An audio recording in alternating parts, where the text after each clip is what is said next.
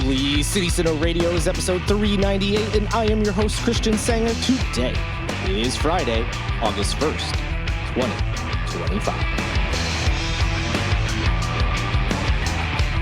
Hello, everyone. Yes, it's August. Can you believe it? I mean, the weather, yes, it's been so hot and humid, as you're well aware, so it certainly feels like August. But wow, we are in the 8th month of the year. I mean, 2025 is almost over. Can you believe it? In any event, we've got a great show for you today. It's an interview, and I think, even though you may have seen in the title of the episode that it's Park Circle focused, but I think regardless of where you live in this area, or if you happen to be listening from somewhere else, especially if you're in a major city or a suburb of a major city, and if you spent any amount of time there, you may be familiar with these sorts of challenges. And we hear, if you've spent time in Charleston talking to people, you'll hear people talk a lot about, oh, this neighborhood has changed so much, and this area of the city is so different than it was 10 years ago, 20 years ago, whatever it may be. So even though we have a very strong focus on the Park Circle neighborhood, I think there's a lot of people who can see their neighborhoods in this discussion, or in the cases of some other places around town, I'm thinking of, say, like Johns Island or Somerville, that are seeing a lot of people move there. Whether, like in the case of Somerville, there's been a lot of growth too, with Nexton and all these places, restaurants and things opening, that they might be seeing and feeling, hey, we might be on the cusp, if not already there, of some changes that maybe I don't necessarily like. And that's not to say growth, or people moving from other places, or businesses opening are necessarily bad things, but they can lead to a big shift in culture and the vibe and the feeling of certain sections of the city and towns that we call home.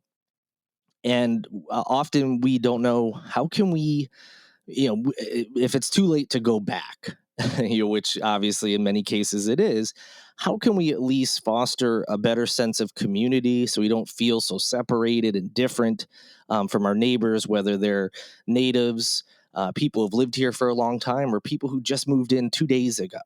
How do we balance these changes? How do we have a sense of community where we have shared goals? And how do we enhance, a place that we like to live? We chose to live in certain areas, and some changes are good, some not as good.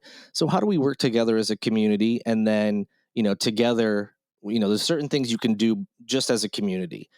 But then also, in addition to that, how do we, the things that we can't necessarily change, how do we advocate for those things with local government? I think this is a great conversation about all those things. And I'm talking today with Akiba Jabalu, who has an incredible background, and we barely touch on it. I mean, that could have been an episode in and of itself. He's a native of South Carolina. He talks all about the different places he's lived, not just in the state, but around the country. He spent significant time in Atlanta, and he's using his experience in that city and the changes he saw there. He's using some of the things he picked up there, as he's moved back here to Park Circle area of North Charleston. And he's seeing similar changes. Obviously, Atlanta, a far different size than North Charleston, but some of the same issues that he is seeing there, he's starting to see in his community here. And he's not alone.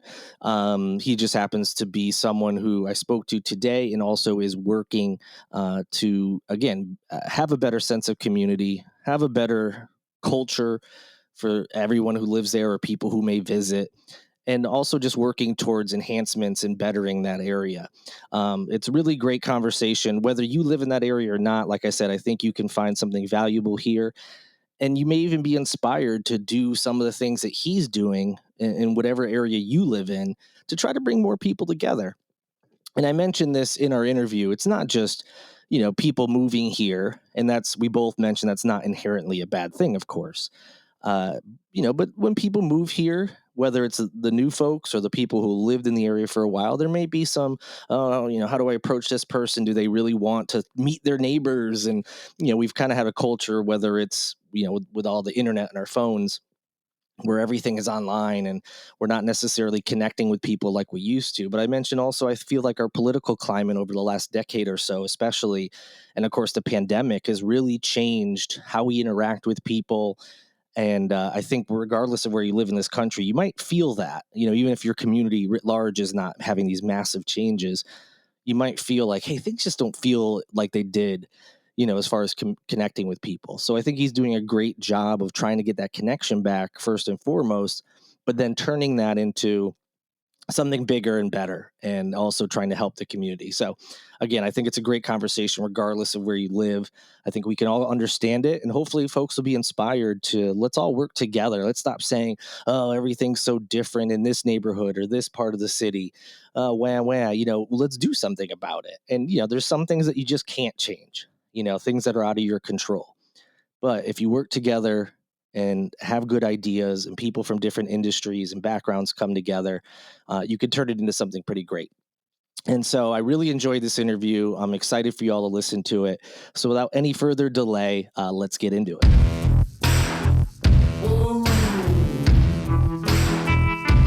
And joining me now, as promised, is Akiba Jabalo. I'm so happy to have you here today. Thanks so much for joining me. Thank you for having me, man. And we're going to talk today a lot about Park Circle, but I think a lot of this, if for those listening who, maybe don't live in Park Circle, I still think if you're in this area, there's going to be parts that definitely resonate with you. And I'm excited to have this chat today. But before we dive into all the specifics, if you could, just so folks who may not be familiar with you, if you could just let the listeners know just a little bit about your background, who you are, and then we'll start diving into more specifics. Well, yeah, for sure. It's a long story, but I'll give you the elevator version. All right. Raised here in Charleston, born downtown. Started my journey on the east side, and from the east side, my family moved to North Charleston, where we grew up, and I was bused into Somerville schools. Should have gone to Stall from Ashley Phosphate Road. Shout out to Stratton Capers, my old neighborhood. And some of everything. Finished up high school at Irmo High School in outside of Columbia. And Irmo's kind of like that Somerville kind of feeling from there. I went to school in Atlanta, the Art Institute of Atlanta, graduated from there, got a heavy into music, poetry, fine art, branding, marketing, content creation, and eventually moved as a cultural activist and I would say a cultural engineer. So as a fine artist, gallerist, man, it's so much down the pipeline. Yes. Yeah, it's a lot down the pipeline. But long story short, spent 30 years in Atlanta, DC, staying in Vegas for a minute, New York, but mainly in Atlanta. Focus on cultural programming and basically serving as a small business activist and just really pushing the culture and the community forward, and moved back home here in North Charleston about 4 years ago, coming up on 4 years. And now we live in Park Circle and everything. So that's like a short version. But we do Yes. have a documentary that we've created where it's a 4-part documentary. So part one, well, it's called the Long Way Home. So part one just explains my upbringing, where I was born. Part two is going to be about going to school, being bused into Somerville. Part three is moving to Atlanta. Part four is coming back. So this is like an 8-year process for this film. But you can see part one now. So we're releasing a new part every year. Oh, very cool. And yeah, we're going to talk about a lot today. And yeah, your background is extensive. You kind of get your hands in a whole bunch of different things. And for those listening, we'll have some links in the show notes to stuff we're going to be talking about today, but also a little bit about Akiba's background, so you can learn more about what he's doing around town that we might not touch on today. And full disclosure, we chatted last week to kind of have an idea of what the show is going to be about. And so I'll start with the fact that you were born and raised in South Carolina, left for a while, have come back, and I think you have a unique perspective, especially for the Park Circle area where you live, about the changes. And I mentioned in our conversation previously that for someone like myself, and there's plenty of people here who've been here for years and years, and you might not notice some of the changes around you. There's the obvious things, but some of the culture or sense of community, it can be kind of a slow burn, and you might not realize how much it changed when you're in it. But someone who's left and come back, I think you have a unique perspective for that, and we're going to talk a lot about that today. And But first, given your extensive background that you have, you mentioned being, like a cultural programmer and community activist, especially during your time in Atlanta, which for people in this area know is a city that has, undergone a lot of changes, including gentrification. What parallels or distinctions do you observe in this like evolving landscape of Park Circle today? I think one of the biggest differences was, Atlanta's like one of those spots where you have so many people who are from everywhere. So you bring DC, New York, Las Vegas, California, you bring all of these Hmm. personalities into Atlanta. And unfortunately, what's happened, this began after the Olympics. And after that, you created this really, really bad culture. And what I mean by bad culture is that the city of Atlanta and the originals are beautiful people, Hmm. beautiful people. But what you have is now you have an influx of everybody from everywhere bringing a lot of their bad habits into a space that really was genuinely a beautiful place. So now you fast forward some 20, 30 years down the road, it's this mixed bag of we call it scam Lana, where you have so many people trying to scam you out of something, scam you in something, and that type of compromise lowers the quality of life and it lowers the quality of community. So a big part of what we did in Atlanta was just offsetting that and being a beacon of light for those who really want to hold on to real values and using the arts as a tool, using entrepreneurship, education, just using these really, really strong points to build community. But then when you fast forward and we look at what's happening now currently in the low country, Park Circle in particular, is you had when I left, it was like North Charleston pretty much looks the same. The only thing that's really changed is Park Circle. So when you Hmm. look at the type of focus, financial focus that the local government was obvious, and I'll say what you call it, Tanger outlets, and now starting with the Navy Yard projects, Hmm. it's like there's a huge influx of focus and resources going in that one direction. But when you look at the rest of North Charleston, it's not a good look from a city standpoint, community standpoint. So as we look at Park Circle, one of the biggest challenges, I would say, is that some of the good things with Atlanta is that so many people brought so much talent. And unfortunately, here, we leave and we don't come back. Hmm. So that big world view and that big world experience, we just stay where we are. So then South Carolina pretty much, or North Charleston, Charleston, stays in a bubble, like a time capsule. And that's a dangerous place to be, really dangerous. And we're touching on this, and as you said, Park Circle in particular, but I think people who live in other neighborhoods will also understand the types of things you're talking about. But as it relates to Park Circle, there's been this influx of new and diverse residents, which in and of itself isn't necessarily bad, but Mhm. can, depending on who those folks are and everything. What are some of the more pressing social and cultural dynamics, whether it's challenges or opportunities, that you believe should have the attention of the community? I think one of the things when you look at the price point to move into Park Circle, like this new version of Park Circle, the Hmm. price points are insane in comparison Hmm. to a lot of what you actually get in exchange for the price point. So when you look at Park Circle, pretty much it's still a food desert.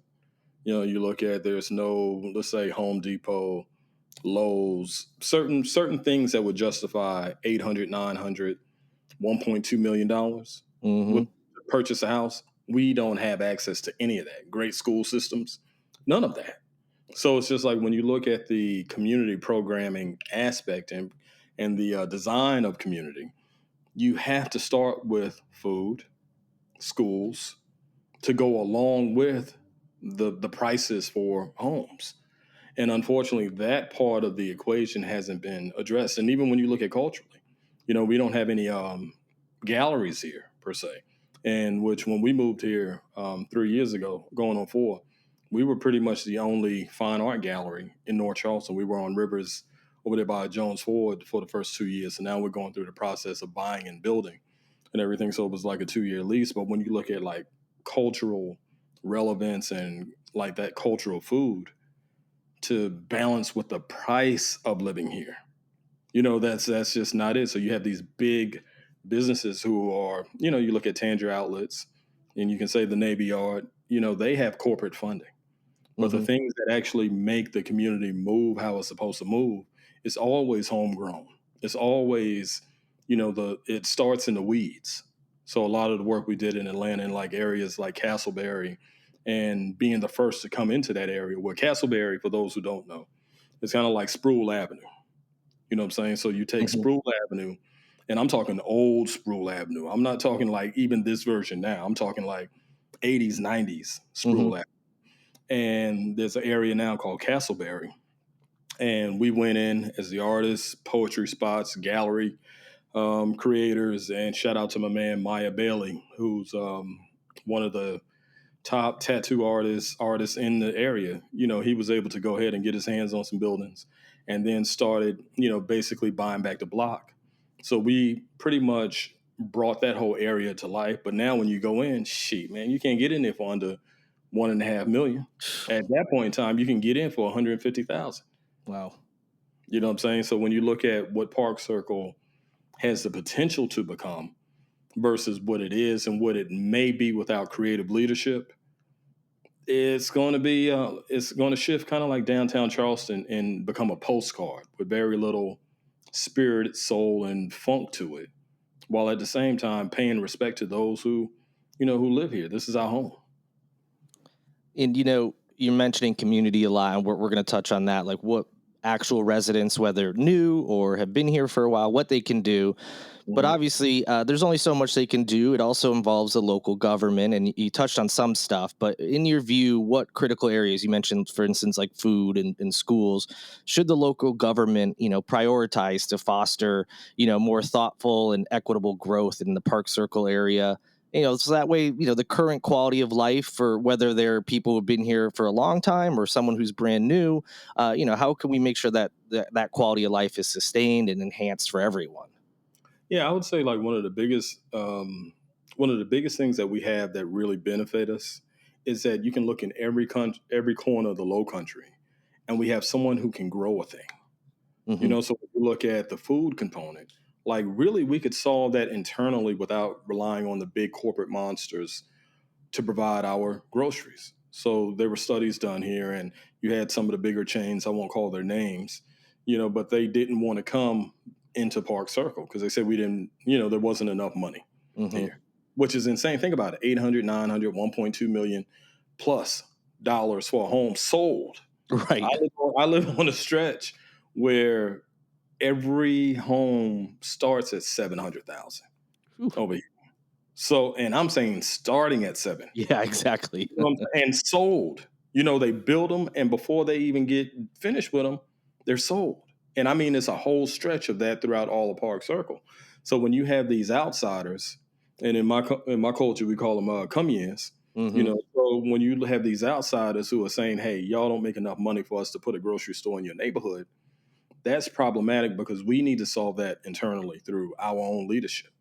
And our leadership would say, okay, well, we'll create our own markets utilizing local goods. And just like Holy City always has the markets, and shout out to Pierce Fleming over at Common House, Hmm. Elworth. You have all these vendor marts here and there where it's just like if we're intentional about solving for it, we can solve for it locally. And then that way the money and the ecosystem stays local. But that comes from creative leadership. So when you have, and that's the downside about local government, state government, federal government. If you haven't been outside in the world to do the things that you're supposed to be leading us to accomplish, you have no point of reference. You know what I'm saying? Like I Hmm. can't tell you how to play football if I've never played football. Sure, sure, right. You know what I'm saying? Or even like this production that you have. If there's no way I can get you to a higher level if I've never done it myself. Hmm. Right. So that part of it. But then when you look at the school components, America as a whole has always struggled with creative education. That's always been the case. So in looking at how do we create a better school system, it's going to be similar with the same food thing. But we need creative leadership, and creative leadership who went out into the world and did X, Y, and Z, while at the same time looking at those who may not be your traditional educators. You know what I'm saying? Like you and I could teach a class on media. Hmm. But if you had to jump through all of the hoops and hurdles in order to teach the class and be underpaid at the same time, man, you're not fooling with that. Right. So we have to rethink, what does education mean in this space, and also rethink about, when you look at the education, start focusing more on trades in addition to your traditional liberal arts and all of that. Yeah, that's good and that's cute, but can you build a thing, fix a thing, maintain a thing? Because Yeah. that's what the Low Country is struggling with. I say Absolutely. America, but since we're talking Oh, about, sure. Yeah. Yeah. Yeah. yeah, yeah, Yeah, it's tough because it's one of those things where so I'm a transplant. I've been here since 2007, and the changes I've seen in nearly 20 years are significant. And anyone who is from here originally, they've seen far more than that and can understand it a little better than I can. And it's that weird mix of, well, yeah, there's nothing wrong with new people moving here. That can be fun and exciting. We don't want to tell people not to come here, but when stuff like this happens where it is a specific area that becomes like the hot place and everyone's moving there, and it can how do you find that balance of keeping the current culture while also making things better without erasing the current culture of a neighborhood or a city or an area. And it's right, there's not an easy solution, of course, but like you're saying, it can take yeah, local government obviously has a hand in these things and they make the decisions ultimately, but also the community has to come together and right, determine, hey, how can we keep the good things about our community here and also enhance those things as well. It's not easy, but it right. starts with probably, I would assume, conversations within the community itself and then making a plan from there. Oh yeah, yeah, for sure. Because with the community aspect of it, Park Circle is one of the few. I won't say few areas, but Park Circle is an area where you don't have a media imprint. So when Hmm. you look at major cities, there's always a neighborhood publication website. Um, you have a Facebook page, but what we've done here is created a Park Circle platform called the Park Circle Quarterly Hmm. magazine, which is also stems from Charleston Compass and Young Black Entrepreneur. So we have three other magazines, but coming into Park Circle was really hard to find out, like, where is everything, and Hmm. how do I get to everything? Your restaurants, and if you need somebody for landscaping, if like, who's doing what. Right. And that was one of the things where I said, okay, let's create a platform that not only creates the information, but it also helps you find your way around. We created another platform called the Park Circle Supper Club. Hmm. So for those who, it's just like, the restaurant component is great, but we've gotten so far away as a community, away from just having dinner together as neighbors. And can you grow something, can you cook something, maybe you make wine, maybe and bringing that together, because that helps to foster a stronger community, and also help to bring us together in ways that normally we would just walk your dogs, don't speak kind of culture. So when you're bringing, and not to knock anyone new, because that's not what I'm saying, Sure. but Yeah, when you exactly. can create a situation where it makes you impossible to just walk by, like at our home, I intentionally put a fire pit right on the corner.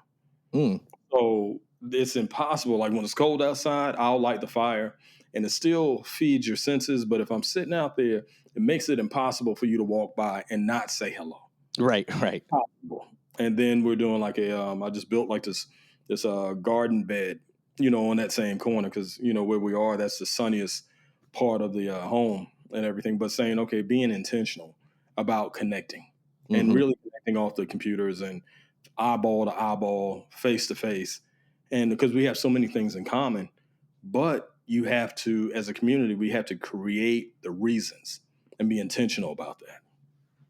Yeah, I think that's probably always been an issue with these areas with people who move in and the people who are there, making sure whoever it is reaches out to the other and continues that sense of community. But I think whether it's the political landscape over the last 10ish years and the pandemic, I think that affects it as well. So there's already an issue, and I think some of that stuff probably has gotten in the way as well, which means like when you create something like the supper club, that something like that might be needed to kind of get people to be like, yeah, that sounds fun, let's do that. I can meet some neighbors in a way where that's the purpose. We're all meeting to get together to talk. I don't feel awkward trying to start a conversation with a stranger on the street or whatever. It gives a nice we're all here for the same thing. And so speaking of that club, can you tell me a little bit more about it? The progress that you're looking to make with that, and the engagement that you've witnessed so far.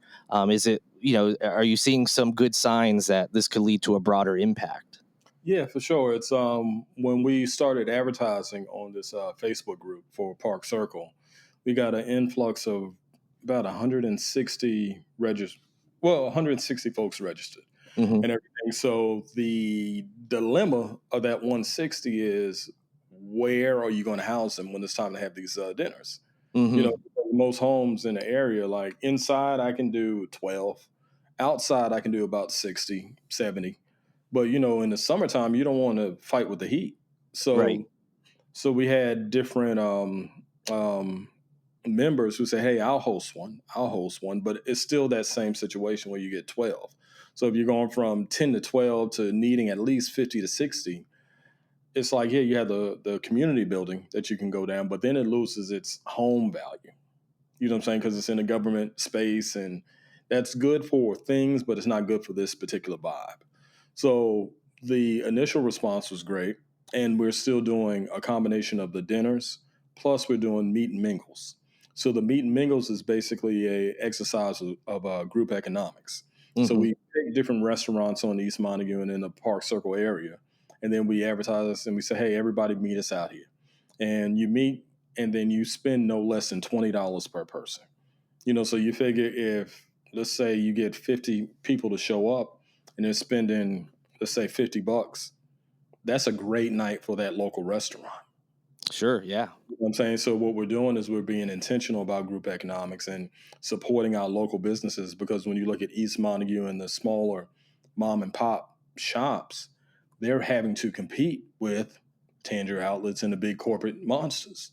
And I don't want to call them monsters, like, I'll say corporate giants. Sure. Yeah. You know Yeah. what I'm saying? Some of them do behave like monsters, but that's a different conversation. But the corporate giants, and when you're running a business, especially in that food and beverage space, man, it is so expensive to keep that afloat Hmm. and everything. So we're just really intentional about that. So we've gotten a really good response, but it's I'm working on getting us to the fall so we can start having outdoor events, because it's just too hot to Yeah. do Yeah. anything right Absolutely. now Especially outdoors. right now. Yeah. My God, man. So it's just like, you just, so everybody is listening, be patient. We're just, measuring things out with the heat, but we're having next month, we're going to do something probably at Top Golf, and that'll be like a meet and mingle. Very And cool. then we just did one over at Basil, the Thai restaurant, and Hmm. the Burgundy Lounge over in Starlight Hotel, Oh, right. and Yep. yeah, in the Common House. Shout out to Pierce. So we move it around in these different spots to make sure that we can, like I said, practice group economics. So all in all, it's been a good start. It's just one of those things where you just have to be consistent, just like anything else. You just got to be consistent and let the people know it's going to be here, and they can trust and rely on it. Yeah, absolutely. So it sounds like, you've got some great steps going to try to bring the community together so that, it's a little bit easier for people to know who's in their neighborhood and, be able to, like you were saying earlier, where if you're looking for a service or you have a question, like, oh, I remember so-and-so I met at a supper club and they do landscaping or whatever it is. And so you have that aspect, but also you guys can talk about what you want the community to be, how we can come together better, and also make improvements so it doesn't become like like you said, like some part of downtown where you might not feel like a real vibe or a sense of community or anything like that when you're down there. Mhm. And trying to prevent that from happening in Park Circle. And again, people listening in other communities, whether it's Somerville or Johns Island, they might be worried that same thing is happening as people continue to expand out from Charleston. So it's obviously a complex issue, and this is one of those things I'm sure we could talk forever about it, but we have a limited time here. Is there anything that you haven't mentioned yet, or I haven't asked you as it relates to this entire topic that you want to say or let people know about? Yeah, I mean, it's a few things. Like, I'm definitely driven on driven by solutions. So Hmm. it's not just a matter of just complain, complain, complain. It's saying, okay, if we want culture, then it's up to us to create the culture. And so a big part of what we're doing, like I said earlier, was we're in the phase of buying and building our gallery space to pioneer an arts district here in the North Charleston Park Circle area. That's not the postcard version. Like you go downtown, yeah, you have that version of the French Quarters and the museums, and but you want a big boy and big girl commercial gallery that can compete with the bigger cities, Right. Miami, New York, LA. You need that type of machine in order to be a major city. So that's what we're bringing. And also, we have this art fair that we launched last year, in which it's coming back again this year for 2 days, the Global Art Fair. And that's going to be on October 24th and 25th. So we're hosting that over at the Park Circle Community Building. And Hmm. it's a multidisciplinary fair. So your poetry, your fine art, culinary arts, we're tying in vendors and also classic Nice. cars and cigars. And it's a multi-lane disciplinary fair that we're going to host every year because we're going to bring everyone here. And one of the great things about the International African American Museum being downtown is that it forces people to look at Charleston. But then once you make your runs, then it's like what else? Hmm. So where the what else? While at the same time, what we're building out is going to be able to compete on a world class level. And saying we need high art, food, um, education, entrepreneurship support. We need those things in order to foster like a really healthy community, and that's what we're bringing into the low country area. So that's a big part of what I'm doing, what I did out in the world, and that's what I'm bringing back home now.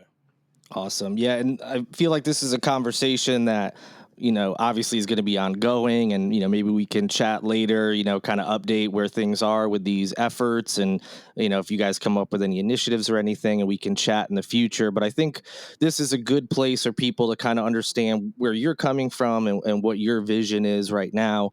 And so for those who are interested in learning more or participating in any of these events, and also if you just want to share some of your own personal links and socials, where can people find more information and help out and get involved?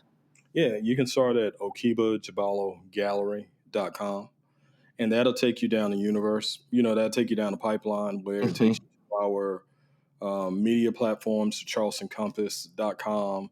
The Park Circle platform is the pcqm.com.